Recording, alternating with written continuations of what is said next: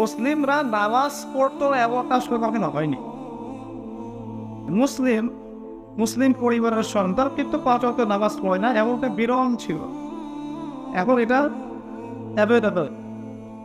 মুসলিম পরিবারের সন্তান নামাজ পড়ে না, অ্যাভেলেবল। একটা সময় ছিল এটা বিরল, নামাজ পড়ে না, চিন্তা করতে পারছ নামাজ পড়ে না।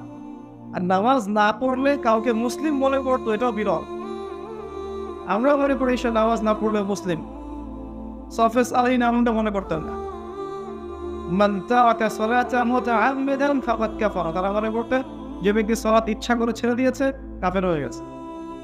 আমরা এখন দেখি মুসলিম পরিবারের সন্তান সালাত পড়ে, ইভেন মুসলিম পরিবারের গার্ডিয়ান বয়স 40, 50, 60 নামাজ পড়ে না। হ্যাঁ, দেখবেন চায়ের দোকানে বসে আড্ডা আছে, ক্যারাম বোর্ড খেলছে, গোল হয়ে লুডু খেলছে, তাস খেলছে, বয়স 60, 50, 40।